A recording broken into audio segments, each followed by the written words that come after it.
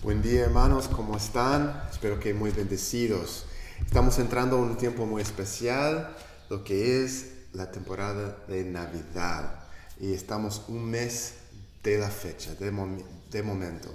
Y como iglesia es bueno y agradable de acordar lo que es la Navidad, lo grande de la Navidad, lo que significa, y contar los días, contar las semanas. Falta 3 semanas más hasta que llega la fecha. Entonces estamos empezando una serie nueva, se llama Emmanuel, y queremos enfocar un poco más este año en los mensajes, en lo que es la Navidad.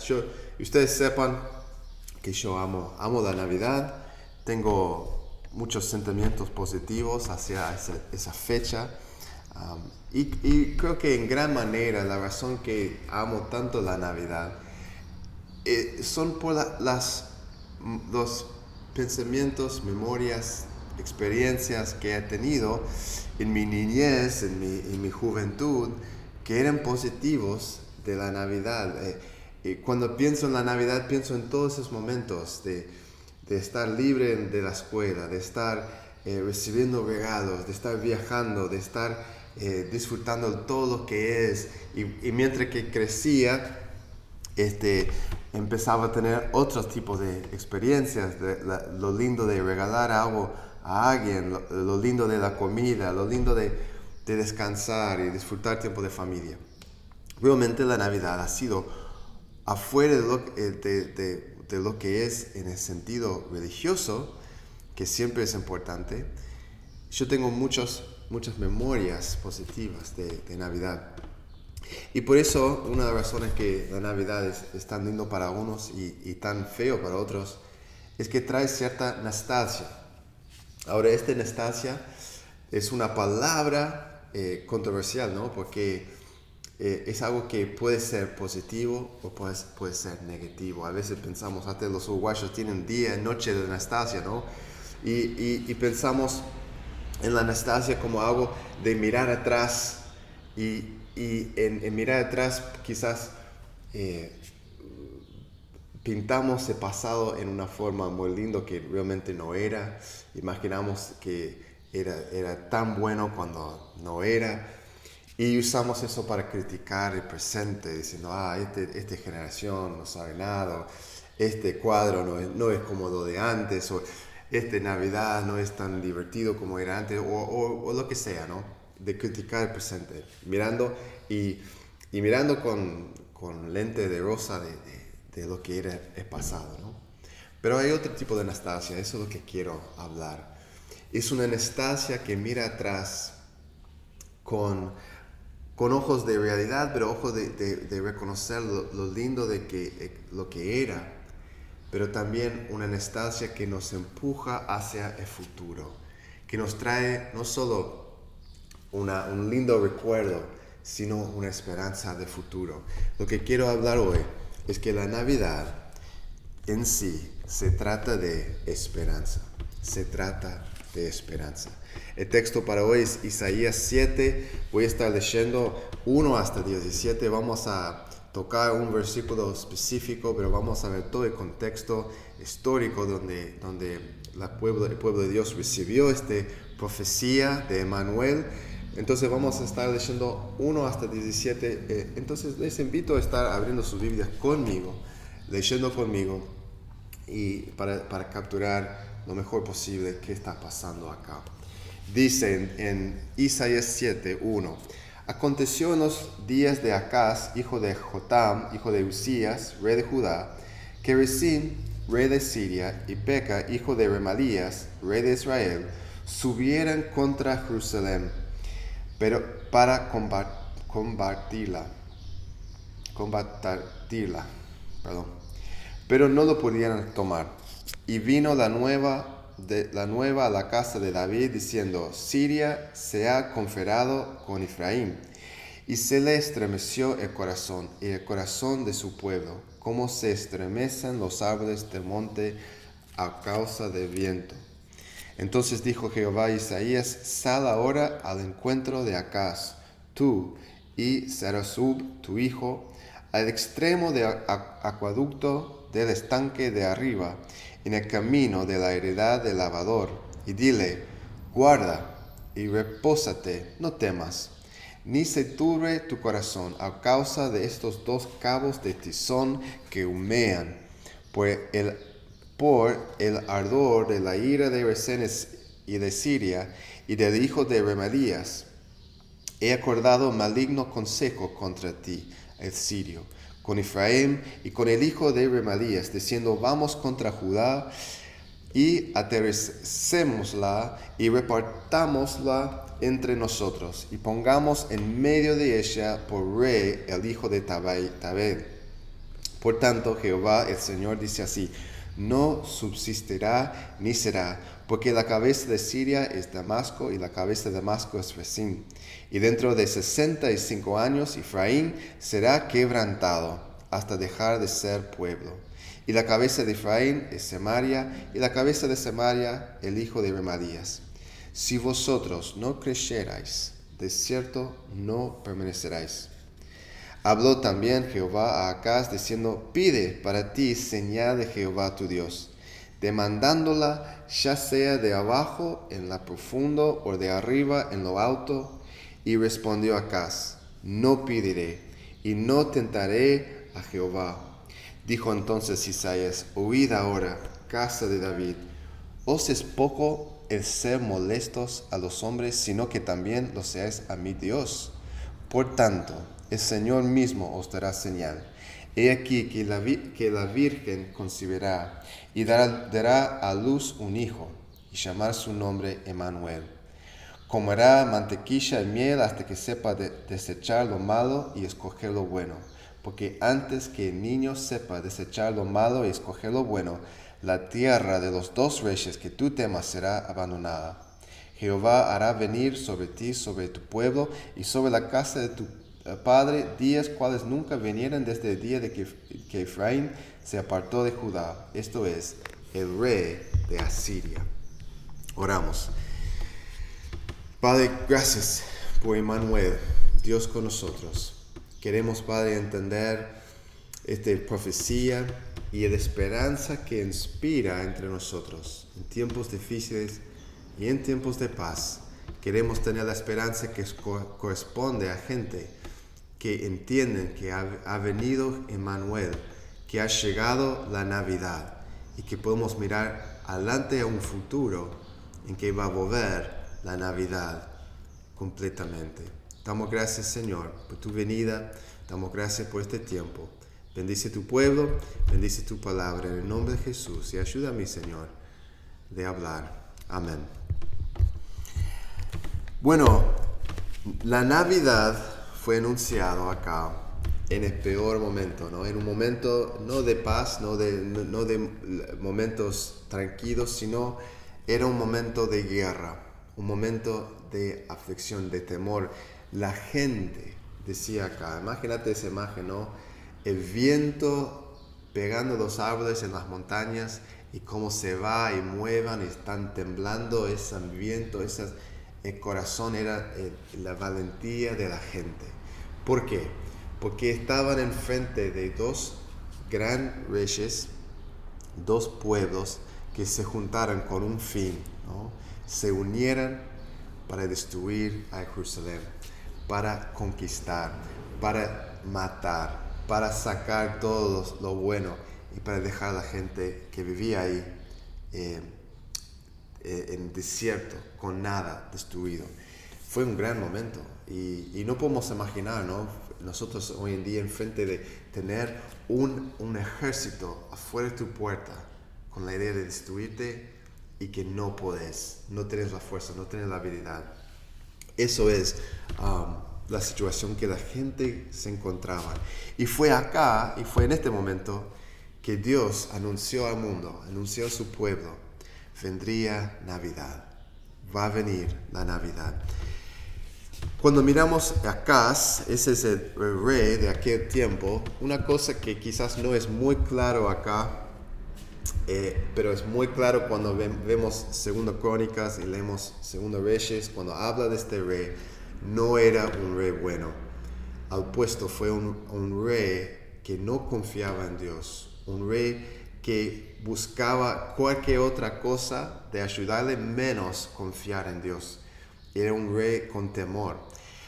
¿Cómo sabemos que tiene temor? Porque dice en la escritura que en un momento él sacrificó un hijo a Dios Molec. Y si uno está dispuesto a dar tu hijo, matar tu hijo tuyo, ¿no? Quizás era joven, quizás un niño, no sé, no sabemos, pero mató un hijo, entregó su hijo a un ídolo. Eso es miedo, porque estaba dispuesto a hacer eso para tener una ayuda de ese Dios. Estaba dispuesto a matar su propio hijo. Era un hombre malo, un hombre que no buscaba a Dios. Y entonces cuando vemos Isaías acá, y Dios dando instrucciones a Isaías encontrar a Acaz, no era como que Acaz estaba llamando a Isaías diciendo, venga acá Isaías, quiero saber qué dice el Señor. No, tenían que encontrarle en un lugar que Dios indicaba que justo el rey va a estar, y Isaías podía decir, bueno rey, tengo una palabra para ti. No quería escuchar. Y cuando vemos que Acaz decía, bueno, no quiero pedir un señal. Hay pocas veces en la Biblia, hay pocos hombres, quizás él es el único, quizás, que Dios mismo dice, decime, te doy una señal. A veces nosotros pedimos señales de Dios. Acaz no pidió señal. Dios mismo dice, demanda un señal, cualquier cosa te voy a dar, ¿no? Tremendo momento que él podría decir, bueno Dios, si es verdad lo que estás diciendo, hace tal. Y Dios lo iba a hacer. Y en lugar de hacerse, ese hombre sin fe, ese hombre que no quería buscar a Dios, ese hombre que no quería saber lo que Dios quería decir, él decía, no voy a hacerlo. Y lo puso atrás de una justicia en él, diciendo, no voy a tentar a Dios, no soy así. Y esa trajo bronca, ¿no? Porque no era que él no quería tentar, él no quería escuchar, no quería obedecer a Dios, no quería que Dios hiciera una señal, y estaba más obligado todavía de hacer lo que Dios deseaba. Sabemos por la historia que su forma de salir adelante era buscar el rey de Asiria, que no era el mismo rey que estaba atacándolo, era otro rey de Nínive, que sabemos es un lugar muy violento, que conquistó el mundo y estaba creciendo en aquel tiempo, y era poderoso, y él va a buscar ayuda con ellos, aunque más adelante iban a atacarlo. Así que eso fue la situación. Y interesantemente y increíblemente, aunque no pidió una señal fue dada. Cuando yo era niño, yo me acuerdo muy claro que el tiempo para llegar a Navidad parecía eterna, ¿no? Después Día de Gracias, cuando empezaba diciembre, de diciembre 1 hasta diciembre 25, parecía una eternidad que nunca terminaba, ¿no? Hoy en día, como grande, el tiempo se va así, ¿no? Se va volando, es increíble, ¿no? Eso, pero como niño me acuerdo, y hasta lo peor era la noche anterior. Porque en Estados Unidos lo que hacemos es que abrimos las cajas, llega Papá Noel, llegan los regalos en la mañana de 25, no tanto en la noche. Así que la idea es que tú te acostás y cuando te levantas el próximo mañana hay todo ese regalo, ¿no? Entonces imagínate, estoy en la cama y tengo recuerdos de no tener capaz de dormir, estoy dando vueltas toda la noche porque estoy tan ansioso, tan emocionado para el próximo día. Pues parece que Isaías también era un hombre que no podría esperar, que no podía esperar por el día de Navidad, que justo iba a llegar. No podía esperar decir, ok, acá es una señal, te voy a dar una señal. Y esto no fue una señal de aquel momento solo, sino fue una señal de la Navidad que iba a llegar a un mundo. Es gran noticia, no solo para ese momento, en esa situación, sino para todos los tiempos y todos los pueblos, y para hoy, nosotros hoy. Así que quiero hacer esta pregunta, ¿no? Emmanuel significa Dios con nosotros, y eso significa esperanza. ¿Qué significa entonces Emmanuel para nosotros? mirando el texto y mirando lo que es la Navidad, ¿qué podemos decir sobre Emmanuel, sobre Dios con nosotros? ¿Qué significa para nuestras vidas hoy? Hay 3 cosas que quiero ver. Primeramente, significa vivir con confianza en tiempos difíciles. Me está trancando un poco la tele, pero voy a seguir hablando, porque ahí está. Significa vivir con confianza en tiempos difíciles. Como dije, es difícil de imaginar, muy difícil de imaginar tener un ejército afuera de tu puerta. Y eso es lo que tenía la gente, ¿no? Y estaban con miedo. Hoy en día la gente sí vive en miedo también. Miedo quizás no de un ejército, pero miedo de una pandemia, miedo de una enfermedad, miedo de mala suerte, miedo de algo que puede pasar a su futuro, miedo de lo que puede pasar económicamente, trabajo. La gente vive con miedo, ¿no? Yo veo todavía jóvenes, adolescentes, caminando por la calle, caminando por el parque con tapabocas. Y son los más, sabemos que son los más, los menos vulnerables, los jóvenes, a lo que es COVID. Y aún ahora COVID, después de 2 años, es más o como un resfrío que nada, más todavía. Podemos decir, no hay ningún joven muriendo de este virus ahora, pero siguen igual con miedo, pensando que una tapaboca le da esa. La gente tiene miedo de muchas cosas. Entonces, esta palabra para nosotros hoy todavía. Cuando vemos en el versículo 4, Dios viene a este rey diciendo: guarda y repósate, no temas, ni se turbe tu corazón. El rey mismo entendía que estaba en gran problemas. Pero lo que tenemos que entender cuando dice, ¿qué es la esperanza que inspira Dios con nosotros? ¿Qué es la esperanza que puede inspirar en nosotros? ¿Qué es la esperanza que nos puede brotar en nosotros cuando entendemos que va a llegar Dios? ¿Qué significa?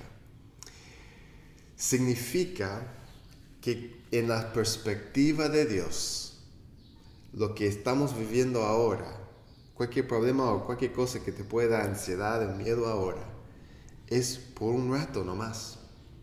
Es un tiempo. Y es como nada para Dios. Acordate acá, no voy a leerlo, pero lo que dice que Dios dice acá, en 65 años, ellos no van a existir más. En 65 años. La perspectiva de Dios era no el momento, no ahora, aunque para nosotros siempre ese momento es ahora. Dios tiene una visión de la eternidad, tiene una visión de lo grande, de los tiempos, y diciendo, bueno, no te preocupes, no tengas miedo, en 65 años se van. Y eso puede traer ansiedad aún más, pero si confiamos en Dios y entendemos, si Dios llega, si Dios está con nosotros, Él entiende el fin. Dios tiene la última palabra. Dios tiene la última decisión. Y si confiamos en Dios, podemos decir, ok, entiendo la perspectiva de Dios de mi problema, la perspectiva de Dios de este tiempo difícil, de temporada complicada, y decir, en el final, todo va a estar bien. Puede ser 65 años, puede ser un montón de tiempo, puede ser que tengo que sufrir bastante en este momento, pero tiene su fin. ¿Qué digas a una persona que se rompió su pierna, ¿no? Que está en yeso, que está frustrado? ¿Qué puedes decir, ¿no? La perspectiva de la persona es que estoy tan frustrado, estoy en dolor, no puedo caminar. Pero la perspectiva de la persona mirando afuera, ¿no? Sin ser tocado mucho, va a decir, bueno, muchacho, se va a sanar, está bien puesto, pusieron el yeso y tu cuerpo va a responder y vas a caminar de nuevo, ¿no? Entendemos eso. Aunque pues, la persona está sufriendo, la palabra de aliento de esa persona en esta situación diciendo, va a pasar, vas a estar bien en el final de la cosa. Porque entendemos, con tiempo se sana. Dios, aquel que vive fuera de tiempo y mira nuestras situaciones, tiene una perspectiva diferente. Y decir Dios con nosotros es entender y aceptar esa perspectiva. Versículo 9 dice así, Dios dice a él, si vosotros no creyerais, de cierto no permanecéis. Si no podés creer y confiar, no vas a estar parado. No puedes estar parado, ¿no? ¿Qué fue en el punto de vista de Acaz? Eran dos llamas grandes, dos reyes de Israel, de Siria, veniendo a hacer dos cosas destructivas, fuerte, poderoso contra él. Y la perspectiva de Dios era, no temas, ¿qué decía Dios? Esos cabos de tizón que humean, en la perspectiva de Dios, eran cabos de tizón. Eran cosas ya muertas, cosas que no tienen poder, que no podían hacer nada. Ya estaba, porque en la perspectiva de Dios ya estaba. Así que no tememos, hermanos, en momentos difíciles, porque Emmanuel ha llegado, Dios con nosotros, y tomamos su perspectiva y miramos a través de sus ojos, diciendo, no temamos, porque este también va a pasar, el tiempo va a llegar, la Navidad va a llegar y ha llegado. ¿Qué más? Vemos también que Emmanuel significa vivir con esperanza futura. Llega la señal, versículo 14 dice, por tanto el Señor mismo os dará señal. He aquí que la Virgen concebirá y dará luz a un hijo y llamará su nombre Emmanuel. Emmanuel, ¿qué es una señal? ¿No? Y Dios dice, te voy a dar una señal. ¿Qué es una señal? Una señal es algo, un objeto o una palabra o algo que va a indicar o apuntar a otra verdad o otra realidad, ¿no? Eso es una señal diciendo, recibí una señal, ahora yo sé que tal va a pasar. Recibí una señal, ahora sé qué tengo que hacer. Y el señal que Dios pidió de Acaz, o que dio a Acaz la oportunidad de pedir, era una señal para mostrar que esas dos reyes que iban a venir acá para destruir a Jerusalén no iban a tener éxito, ¿no? Dios dice, mostrame una señal, o pídeme una señal y te doy, y te voy a mostrar que no deberías temer porque esas dos reyes no van a tener éxito. Esos dos cabos de tizón no van a llegar a ti como temas, no van a destruirte. Y cuando rechazó esa señal, Dios dice, ok, no quieres una señal de eso, te voy a dar mi señal. Y este va a ser una señal no solo de la salvación de este momento, no solo de este momento histórico en que estás viviendo. Este va a ser para el pueblo de Dios, para el futuro, mucho más en el futuro y para la eternidad. Voy a anunciar, va a dar señal de un momento que tú vas a saber que ha llegado Dios entre nosotros, entre ustedes. Hay un poco de debate, no un poco, hay bastante debate sobre la palabra virgen acá. Porque en algunas traducciones puede significar una mujer joven en lugar de un virgen, ¿no? Entonces unos van a traducir esta profecía como algo que solo tenía que ver con una mujer joven en el tiempo de Isaías que iba a tener un hijo y ese hijo iba a ser señal. Ese va a ser señal que lo que Dios está haciendo no va a pasar, ¿no? Pero dentro de lo que es el texto de la Biblia, la inspiración del Espíritu Santo y lo que vemos en el Nuevo Testamento, que es obvio que esta palabra, esta profecía, digamos, no solo aplicaba a ese momento, en ese tiempo, sino fue algo más grande, apuntando a una virgen que iba a vivir mucho más tiempo adelante y que iba a tener la oportunidad de obedecer a Dios y recibir la oportunidad de dar luz al Hijo de Dios, al Dios con nosotros, a Mesías. Dice tal en Mateo 1, 22, 23, cuando dice, todo esto aconteció para que se cumpliese lo dicho por el Señor por medio del profeta, cuando dijo, he aquí una virgen concebirá y dará a luz un hijo, y llamarás a su nombre Emmanuel, que traducido es Dios con nosotros. Mateo es muy claro que esto es lo que está pasando en Isaías, es una profecía cumplido en Jesús.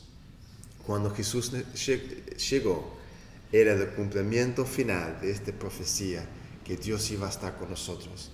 Pero también se cumple un sentimiento final de lo que es la gran obra de salvación de Dios. Porque mira lo que dice en Apocalipsis 21:3. Este es el final de la Biblia. Dice, y oí una gran voz del cielo que decía, he aquí el tabernáculo de Dios con los hombres, y Él morará con ellos, y ellos será su pueblo, y Dios mismo estará con ellos como su Dios. La gran historia de la Biblia es, tuvimos comunión con Dios, caminamos con Dios en el jardín, tuvimos una relación tan cercana, y el pecado rompió esa relación, trajo enemistad con Dios y trajo esa distancia. Y en el curso del tiempo Dios anunció, voy a mandar Emmanuel, yo voy a bajar y estar con ustedes, voy a estar ahí y voy a cumplir eso. Y eso fue lo que es Navidad, podemos decir, es este momento de nostalgia en que llegó la promesa de Dios de estar con nosotros. Y ese cumple también el depósito y la esperanza que un día va a ser completo esa promesa en que Dios va a vivir con su pueblo y vamos a estar con Dios. Dios va a estar en el medio de nosotros. No vamos a tener que buscarlo, no vamos a tener que preocupar porque no está o algo así, porque va a estar en el medio de su pueblo. Esa es la promesa. Eso es la Navidad. Entonces, cuando miramos a la Navidad atrás, cuando miramos el bebé Jesús nacido y cantamos las canciones y decoramos el árbol y ponemos la música y ponemos la onda y tenemos las obras y celebramos y damos regalos a otros y todo lo que es la Navidad y la comida, todo lo que es. Lo que estamos mirando atrás con la nostalgia de lo que Jesús hizo, lo que Dios hizo, el mandar a través de María, mandar a Jesús que bajó del cielo y vivió entre nosotros, después volvió al cielo. Estamos acordando de futura gloria, la futura esperanza que va a volver, que va a volver de nuevo a buscar su pueblo. Y nuestro fin, nuestro destino para aquellos que están redimidos en Cristo es estar juntos con el Señor. Dios con nosotros es la esperanza. Emmanuel es la esperanza de eso. Pero también quiero terminar con esta idea, ¿no? Emmanuel significa que un niño nos es nacido. Desde el principio, la profecía de Isaías, cumplido en Jesús, en Mateo, en Lucas, como vemos en su nacimiento, es que iba a nacer un hijo, iba a nacer un bebé. ¿Ah? Claro, es obvio, ¿no? Si nazca, tiene que nazca un niño.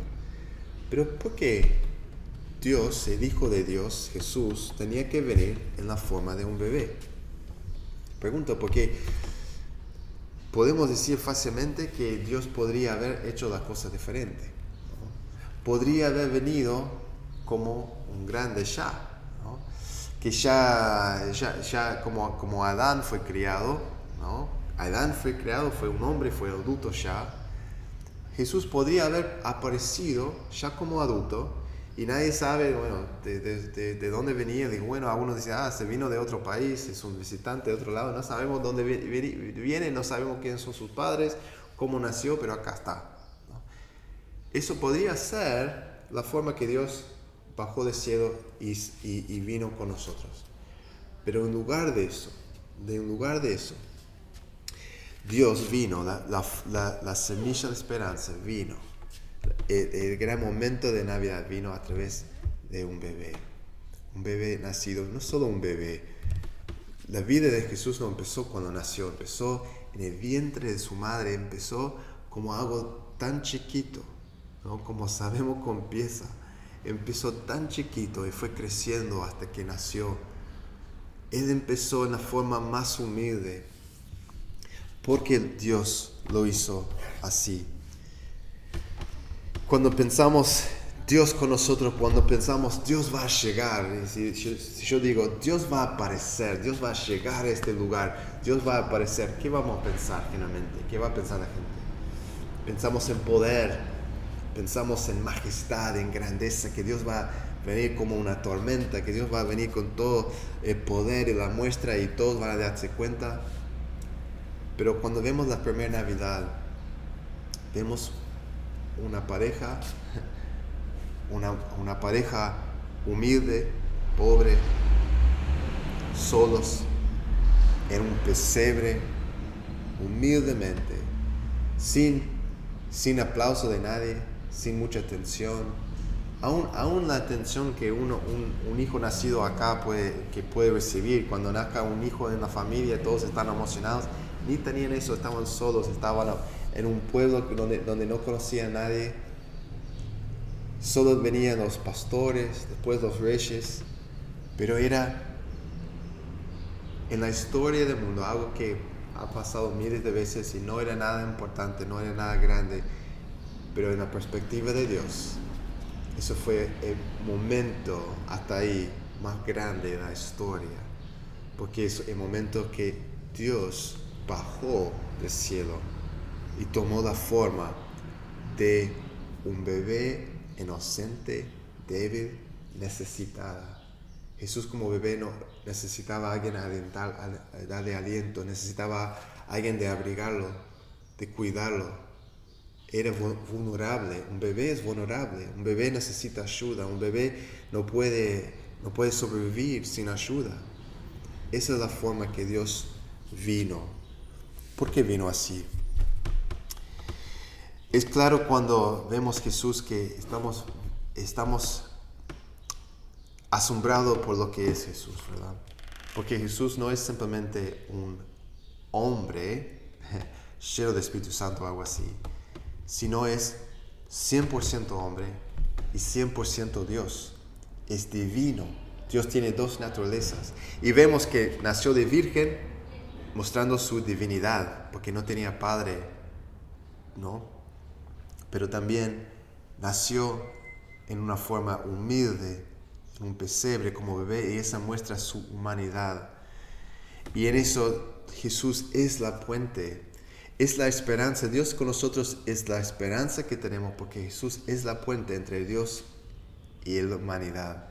Es la forma que tenemos unión entre los dos, reconciliación entre Dios, porque Jesús era la puente que representaba a la humanidad y representaba a Dios, y se unían los dos, y cuando sacrificó a sí mismo, ahí se hizo el camino para que nosotros podamos tener no solo Dios con nosotros, pero podemos estar con Dios, podemos estar en su presencia y disfrutar esa promesa. Y eso es la promesa de la Navidad. Esa es la promesa que Dios nos da en la Navidad.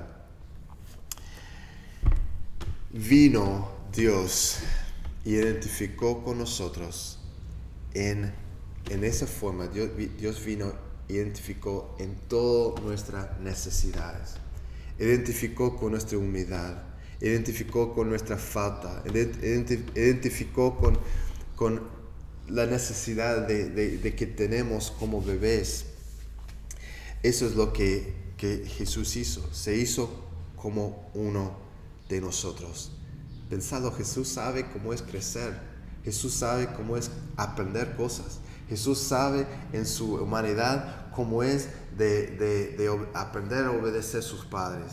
Él en su humanidad, en su naturaleza humana, aprendió lo que es ser adolescente, de tener su cuerpo creciendo, de aprender oficios nuevos, de ser carpintero con su padre, de después trabajar solo, de de trabajar con nuevas herramientas. Él aprendió, creció, sintió en la iglesia, tenía hermanos, hermanas. Jesús vivía la vida normal por 30 años. Una vida en silencio, una vida sin aplausos, sin público. Vivía una vida normal en un tiempo difícil de vivir. Eso es lo que Jesús hizo por nosotros. Se identificó completamente. La Navidad es que Dios se identifica con nosotros completamente. Es una gran foto, algo asombroso, pero algo que debería producir en nosotros asombro. Debemos sentir ese asombro, ese guiado en esa esperanza. Que Dios hizo eso por un propósito, para mostrarnos que la Navidad llegó y que Él está con nosotros. Y lo que Jesús hizo en la cruz para nosotros era para que nosotros podamos estar con Dios y cumplir esa promesa. Eso es lo lindo.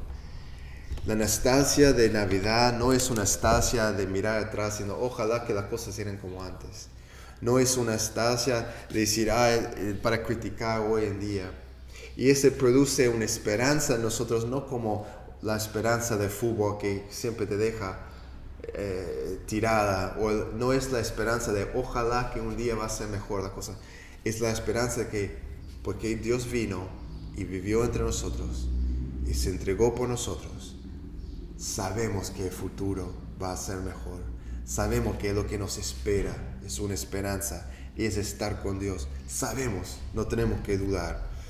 Termino con lo que dice en Isaías 9, hablando de nuevo de este tema. El pueblo que andaba en tinieblas vio gran luz. Los que moraban en tierra de sombra de muerte, luz resplandeció sobre ellos. Porque un niño nos es nacido, hijo nos es dado, y el principado sobre su hombro, y se llamará su nombre admirable, consejero, Dios fuerte, Padre eterno, príncipe de paz. Lo dilatado de su imperio y la paz no tendrán límites sobre el trono de David y sobre su reino, disponiéndolo y confirmándolo en juicio, en justicia, desde ahora y para siempre. El celo de Jehová de los ejércitos hará esto. Oramos. Señor, gracias por este tiempo y pido que vas a bendecir tu palabra, que podemos ser asombrados nuevamente. Quizás estamos acostumbrados de ver a Cristo bebé ahí en el pesebre y es común y corriente, es algo que ya sabemos. Pido que puede caer fresca sobre nosotros esta gran realidad, la humildad que Dios mismo, que tú tomaste apariencia aún de un siervo para vivir en esta tierra. Y pido que esa visión, esa perspectiva de Dios pueda inspirar esperanza, que puede quitar el temor de momento, el temor de ahora, y nos puede traer una nostalgia, Señor, del pasado, que nos trae, Señor, esperanza para el futuro. Tú has llamado a tu pueblo a vivir en esperanza, de vivir con una esperanza de futuro, no pensando que todo va a ser peor, no pensando que los mejores días han pasado, sino vivir en esperanza que la Navidad ha llegado y la Navidad va a llegar. En el nombre de Jesús oramos. Amén. Hermanos, que Dios le bendiga grandemente, que tengas una semana muy bendecida y nos vemos la semana que viene. Seguimos nuestra serie de Emmanuel, Dios con nosotros. Bendiciones.